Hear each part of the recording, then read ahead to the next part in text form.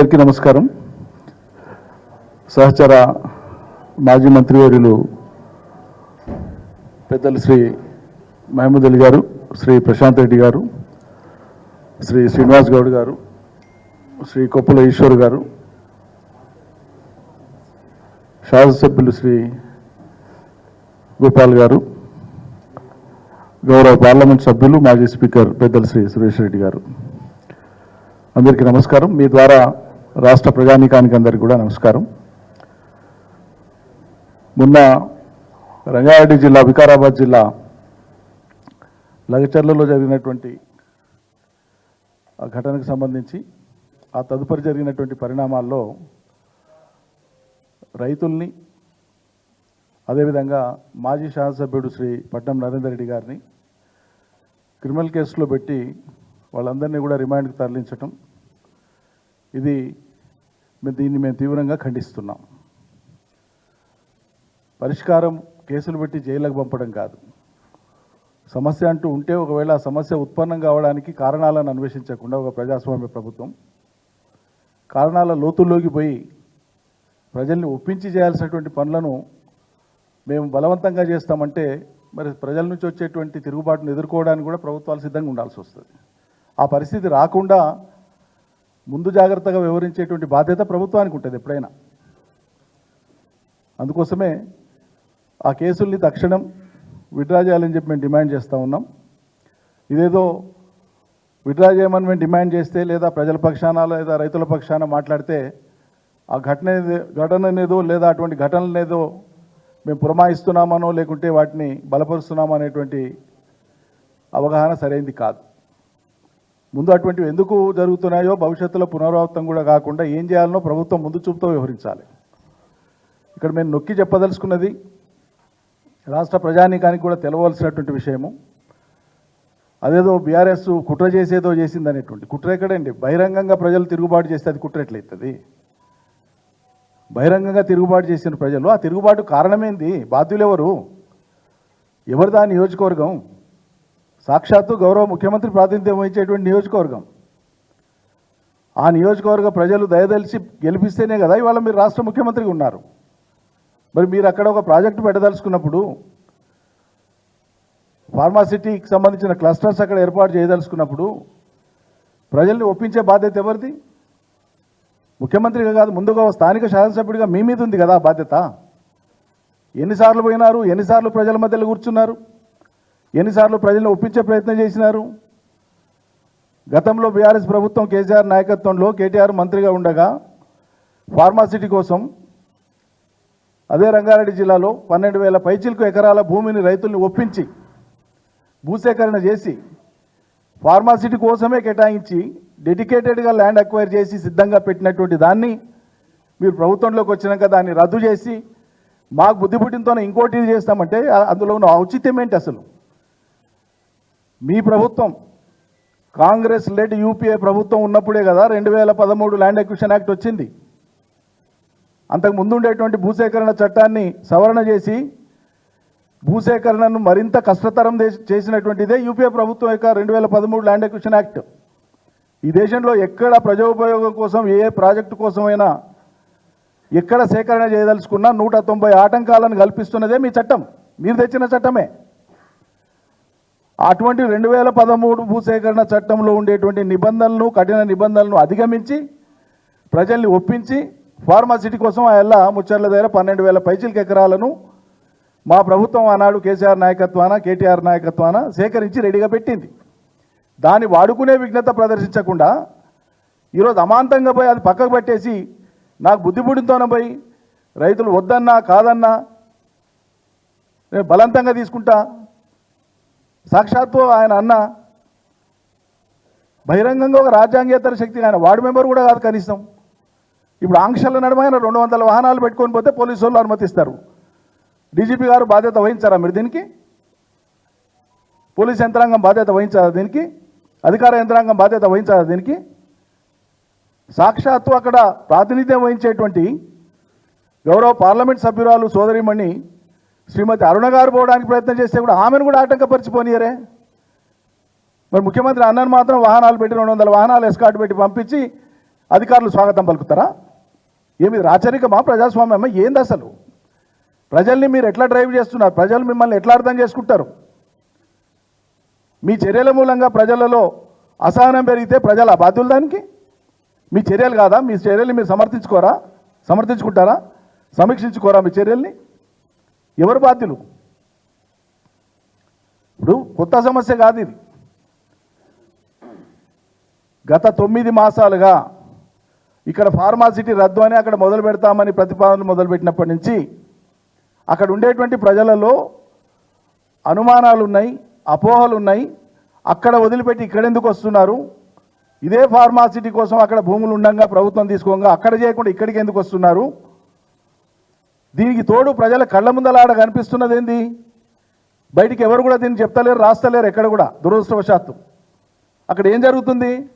గత కొన్ని మాసాలుగా కాంగ్రెస్ పార్టీకి సంబంధించినటువంటి చోటా నాయకుల నుంచి బడా నాయకుల దాకా ఎక్కడెక్కడ ఇప్పుడు కొడంగల్ నియోజకవర్గంలో, వికారాబాద్ జిల్లాలో, అటు జైరాబాద్ ప్రాంతంలో ఎక్కడెక్కడైతే ఇవి క్లస్టర్స్ వస్తున్నాయని ప్రచారం జరిగిందో అక్కడ చాలామంది వీళ్ళు పోయి భూములు కొంటా ఉన్నారండి.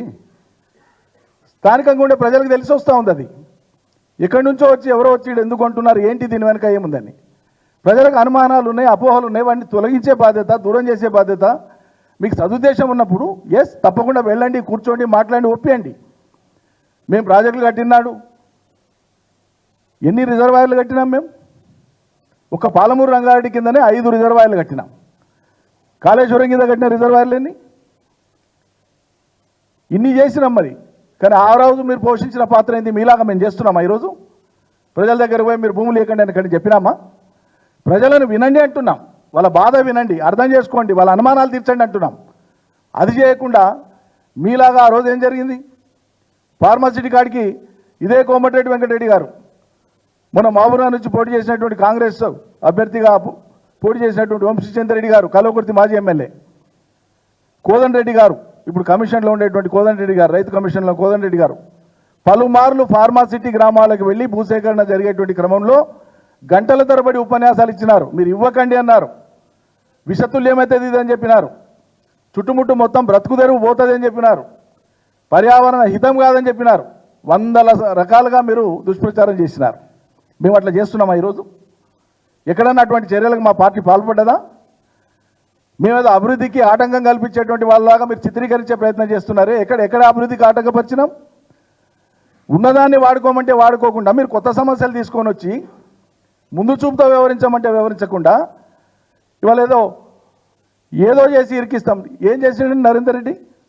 ఒక మాజీ ఎమ్మెల్యే ముఖ్యమంత్రి గారి మీద ఓడిపోయిండు. ఆ నియోజకవర్గంలో ప్రతిపక్ష పాత్ర పోషించడా? ఆపదున్న ప్రజలు రారా మాజీ ఎమ్మెల్యే దగ్గరికి? కార్యకర్తల నాయకులు రారా? ఆపద వస్తే మాట్లాడారా? అక్టోబర్ నెల మొత్తం మొన్న ఘటన జరిగే వరకు ఆయనకు ఒక 60-70 కాల్స్ వస్తే 80 సార్లు మాట్లాడినని దుష్ప్రచారం చేస్తున్నారు మీడియాలో. ఒకరోజు మాట్లాడినా అండి?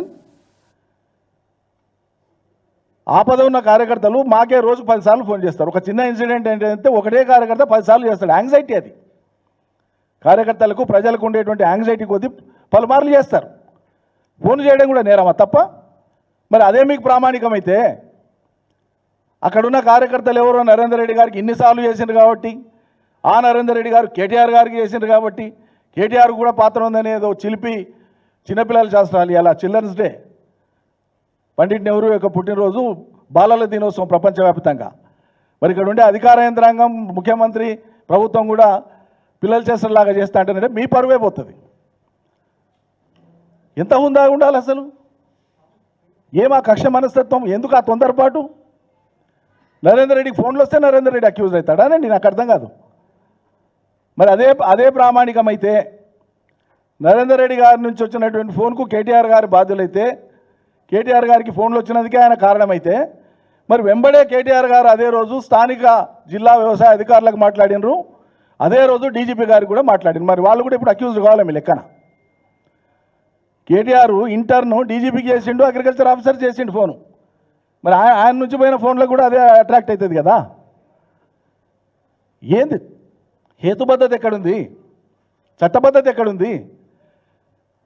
9 మాసాలుగా రైతులకు అనుమానాలను తెచ్చకుండా, అపోహలను తెచ్చకుండా, వాళ్ళని ఒప్పించే ప్రయత్నం చేయకుండా అనేక గ్రామాల ప్రజలు. ఇంకో ఇంట్రెస్టింగ్ విషయం, ఆ గ్రామాలలో మొన్న జరిగినటువంటి అసెంబ్లీ ఎన్నికల్లో కానీ పార్లమెంట్ ఎన్నికల్లో కానీ కాంగ్రెస్కు బీజేపీకి మెజార్టీ వచ్చిందండి.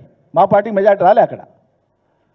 ఆ రైతులందరూ అన్ని పార్టీల వాళ్ళు, ఇంకా మించి మీ పార్టీకి సంబంధించిన వాళ్ళు, అధికార పార్టీకి సంబంధించిన వాళ్ళే ఎక్కువ ఉన్నారు అక్కడ. మరి వాళ్ళకి ఎందుకు ఆగ్రహం ఉంది? మీకు ఓటేసినటువంటి రైతులకు మీ మీద ఎందుకు ప్రేమ లేదు? ఇప్పుడు వాళ్ళంతా మీకే ఓటేసారు కదా. పోలింగ్ స్టేషన్ నంబర్లు తీసుకోండి. ఇప్పుడు కొడంగల్ నియోజకవర్గంలో ఆందోళన జరుగుతున్నటువంటి గ్రామాలలో గత ఎన్నికలలో వాళ్ళు ఏ పార్టీకి అండగా నిలిచినారో తీయండి, లెక్క తీయండి. మరి మీకు మద్దతు ఇచ్చి మిమ్మల్ని గెలిపించుకున్నటువంటి వాళ్ళు మీ నుంచి సంక్షేమాన్ని, మేలును ఆశిస్తారు తప్పిస్తే కీడును ఆశించారు కదా. వాళ్ళ దృష్టిలో అది కీడు కాదు, మంచి అని మీరు నచ్చజెప్పే ప్రయత్నం చేయండి. ప్రభుత్వ యంత్రాంగం ఉంది మీకు. ఓ గ్రామానికి పోయినటువంటి అధికారులకు, ప్రజల దృష్టిలో ప్రజలకు, జనసామాన్య చదువురాని జనము, పైగా గిరిజనులు ఉన్నారు వాళ్ళు, పాపం వాళ్ళకి ఆందోళన ఉంది, బాధ ఉంది.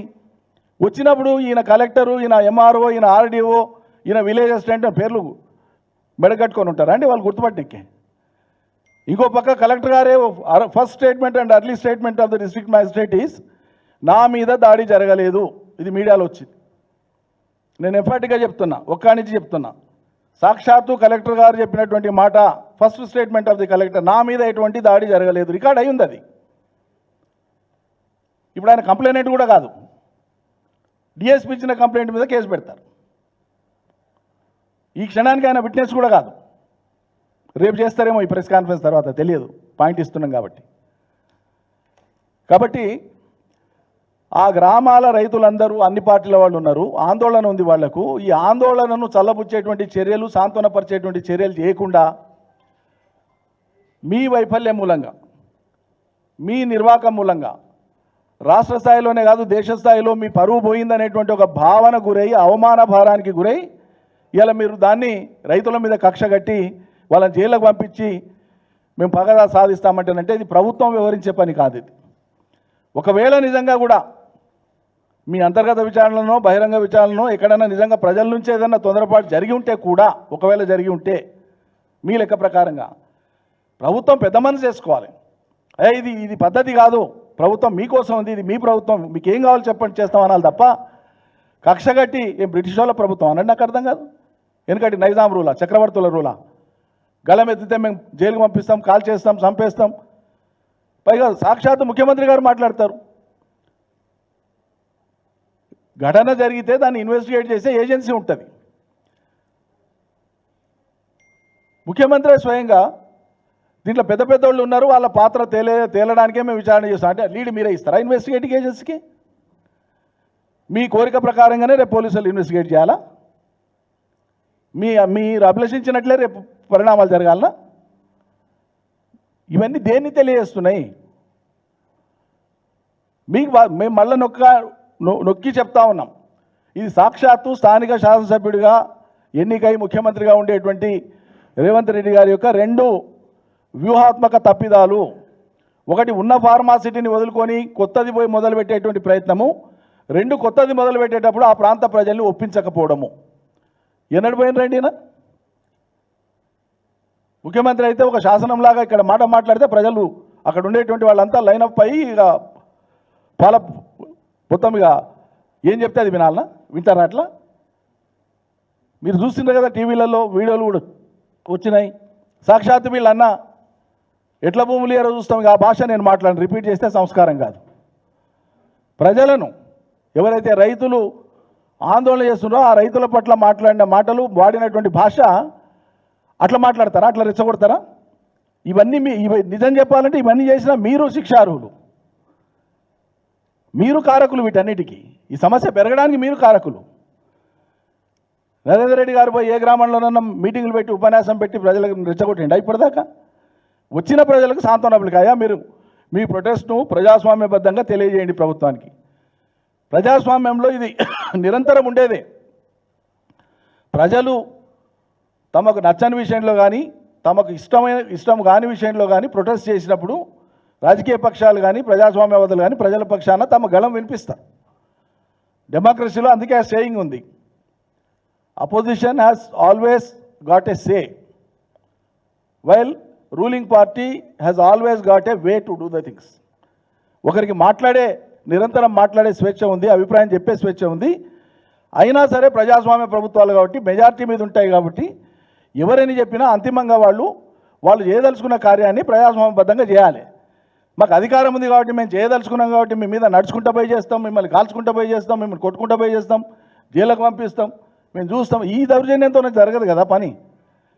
రాచరికంలోనే జరగలేదు. ఇట్లా ఒప్పించి చేయాలి. మేమందరం కూడా ప్రాజెక్టులు కట్టినప్పుడు మేమందరం కూడా ఇక్కడ ఉండేటువంటి మాజీ మంత్రివర్యులందరూ కూడా మా శాసనసభ్యుల సహకారం తీసుకొని, స్థానిక ప్రజల సహకారం తీసుకొని ఒక్క రిజర్వాయర్ కట్టేటువంటి చోటికి ఒక్కొక్కరం 60-70 సార్లు విజిట్ చేసి ప్రజలకు అవసరమైన కాడ దండాలు పెట్టిన మొంగి, అయ్యా ఇది మీ భవిష్యత్తు కోసం అర్థం చేసుకోండి అని. అంత ఓపికగా అంత సంయమనంగా ప్రజలను ఒప్పిస్తేనే మేము ఇలా అత్యంత భారీ ప్రాజెక్టుల నిర్మాణం పూర్తి చేసినాం. మీకు ఆ ఓపిక ఉండాలి కదా, ఆ ప్రయత్నం చేయాలి కదా. మీలాగా మేము అడ్డం పడలేదే, 190 కేసులు అయిపోయలేదే పాలమూరు రంగారెడ్డి మీద, కాళేశ్వరం మీద. మీలాగా భూసేకరణ జరిగే ప్రతి చోటుకు పోయి రైతులను రెచ్చగొట్టి ఆ రోజులల్లా మేము 5-6 లక్షలు ఇచ్చేటువంటి రోజులల్లా 20 లక్షలు అడగండి, 30 లక్షలు అడగండి అని రెచ్చగొట్టలేదు కదా. ఎక్కడ రెచ్చగొట్టినామా? ఏ ప్రభుత్వం అయినా ప్రభుత్వం ప్రజలది, ప్రజల కోసం పనిచేయాలని అభిలషిస్తాం. కానీ మీరు చేసే పని ప్రజల కోసం కాదు, అది ప్రజల యొక్క అనుమానము. మేము అంటలేము ఈ మాట. ఆడపోతే జనం చెప్తుండ్రు, చుట్టుముట్టోళ్ళు వచ్చి ఎవరో భూములు కొంటున్నారా, ఏదో ఫార్మసిటీ వస్తుందట, ఫార్మాస్యూటికల్ కంపెనీలు వస్తాయట, భూములు కొంటున్నారు. కొనేటోళ్ళు కొనంగా సర్కారు తీసుకోగా మాకేం మిగులుతుంది, పైసలు ఇస్తే మేము ఏడపోయి బతుకుతాం. ప్రజల యొక్క ఆవేదన ఇది. దానికి జవాబుగా మీ చర్యలు ఉండాలి తప్పిస్తే ఈడ దొరుకుతారో వీడిని పెడదామా, వాడిని పెడదామా, ఈయనని పెడదామా, ఆయనని పెడదామా. పిసిసి ప్రెసిడెంట్ కూడా మాట్లాడండి. డీజీపీ అండి మీరు, నాకు అర్థం కాదు. కేటీఆర్కు శిక్ష తప్పదట్లు. కేటీఆర్ కావచ్చు, బీఆర్ఎస్లో ఉండేటువంటి టాప్ టు బాటం ఉండేటువంటి లీడర్షిప్ మీద కూడా ఎన్ని వేల కేసులైనా పెట్టుకోండి, ఎవడు భయపడాడు కేసుల కోసం. We honour the law, we honour the rule of law, but we condemn the abuse of law. We condemn the abuse of law. Abuse of law that is carried out by the state is always condemnable. We condemn it. రాజ్యము తన ఇష్టారీతిగా చట్టాన్ని అక్రమంగా వాడుకుంటామంటే తప్పకుండా ఖండిస్తూనే ఉంటాం. చట్టబద్ధమైనటువంటి న్యాయాన్ని మేము అన్ని సందర్భాల్లో కూడా గౌరవిస్తూనే ఉంటాం. ఇక చట్టం ఏదో మీరు అధికారంలో ఉంటే మీకు మాత్రమే అది పనికొస్తుంది అన్నట్లు, మిగతా వాళ్ళకి ఆ చట్టం పనికిరాదన్నట్లు నిన్న సుప్రీంకోర్టు తీర్పు రాలే. మా ఇష్టం ఉన్నట్లు చేస్తామంటే నడవదని సుప్రీంకోర్టు చెప్పలే. ప్రతి దానికి ఒక కాలపరీక్ష ఉంటుంది. అక్యూజ్డ్ పర్సన్స్ యొక్క ప్రజెన్స్ని వారెంట్ చేయడం కోసం, సీక్ చేయడం కోసం వాళ్ళ ఆస్తుల్ని ధ్వంసం చేసేది రాష్ట్ర ప్రభుత్వాలు ఒక సిద్ధాంతంగా పెట్టుకొని పనిచేసినాయి. ఈ చట్ట వ్యతిరేకం అని చెప్పి సుప్రీంకోర్టు నిన్న చెప్పింది. ఇక మీ చర్యలు కూడా ఒకదాని మీద ఒకటి పైతా ఉన్నాయి. 100% దే ఆర్ ఆల్ క్వశ్చనబుల్. ఇవన్నీ కూడా చట్టబద్ధంగానే కొట్లాడతాం మేము. ఇవాళ ఈ ప్రజల యొక్క spontaneous, there is no conspiracy. మీరు దాన్ని కాన్స్పిరసీగా ట్రీట్ చేసి ఏదో చేయబోతానంటే అది ఏం నిలవదు. అనవసరమైనటువంటి చర్యలకు పాల్పడి అనవసరమైన ప్రతిష్టకు పోయి భంగపడకుండా ఇప్పటికైనా మించింది లేదు. బీజేపీ నుంచి స్థానిక ఎంపీ గారు మాట్లాడినారు, ప్రజల్ని ఒప్పించి చేయాలి తప్ప ఇట్లా చేయకండి అని. సిపిఎం పార్టీ నుంచి తమ్మినేని గారు మాట్లాడినట్లు పత్రికలలో వచ్చింది. ఇతర పక్షాలు కూడా స్పందించేటోళ్ళు స్పందిస్తూనే ఉన్నారు. మీరు ప్రజాభిప్రాయాన్ని ప్రాతిపదికగా తీసుకొని పనిచేయండి. ఒక ఘటన జరిగితే కక్షభూని వాళ్ళ మీద మేము ఏదో చేస్తామన్న పంతానికి పోకండి. ఇది 2 గ్రూపుల మధ్యనో, 2 వ్యక్తుల మధ్యనో, లేకుంటే 2 ఫ్యాక్షన్ల మధ్యనో జరిగేటువంటి పోటాపోటీ యుద్ధం కాదు ఇది. రాజ్యపాలన. తప్పకుండా గత ప్రభుత్వాల కాలంలో కూడా ప్రభుత్వాలు పంతానికి పోయి ఏం చేసినాయో ఏమి వాళ్ళు అనుభవించినో మనం చూసినాం గతంలో. విద్యుత్ ఛార్జీలు పెంచొద్దు అని చెప్పి మొరబెట్టుకోనికే రైతులు ఆందోళన చేసి రోడ్ల మీదకి వస్తే కాల్చి చంపినారు. ఏమైంది? ఫలితం అనుభవించారు కదా దానికి. ఖమ్మం జిల్లాలో కూడా కాల్పులు జరిగినాయి. ఏమైంది? ఫలితం అనుభవించారు కదా. ఇలా కొడంగల్లో కూడా రైతుల మీద, వికారాబాద్ జిల్లాలో కూడా రైతుల మీద పెట్టినటువంటి కేసులు అది ఒక రైతు, కొద్దిమంది రైతులు, ఒక గ్రామం రైతులు, 2 గ్రామాల రైతుల ఇష్యూ కాదు. తెలంగాణ రైతుల హృదయాల మీద ఇవాళ రేవంత్ రెడ్డి సర్కార్ కొడతా ఉంది, కాల్తోదంతా ఉన్నది. That is what we are opposing. ఈ నిరంకుశత్వాన్ని మేము వ్యతిరేకిస్తున్నాం.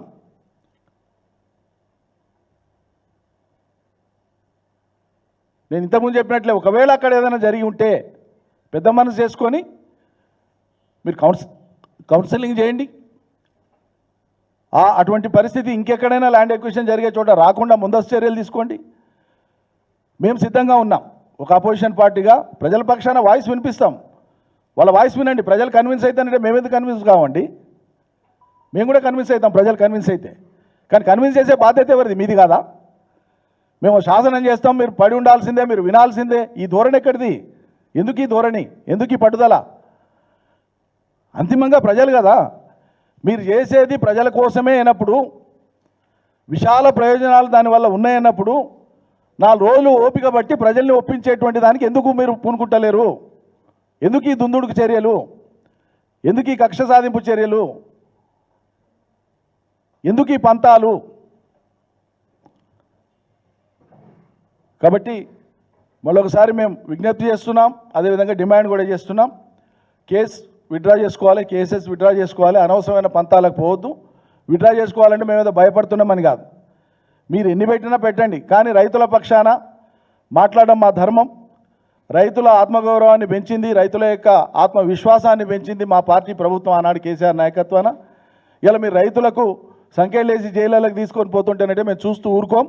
రైతుల పక్షాన మేము కూడా అవసరమైతే రేపు మూకుమ్మడి జైలు భరోలకు కూడా తెలంగాణ రైతాంగం సిద్ధమవుతుంది. దానికి అవకాశం ఇవ్వకుండా విజ్ఞతతో ప్రదర్శించేటువంటి బాధ్యత ప్రభుత్వాన్ని అని చెప్పి హెచ్చరిస్తా ఉన్నాం. Thank you.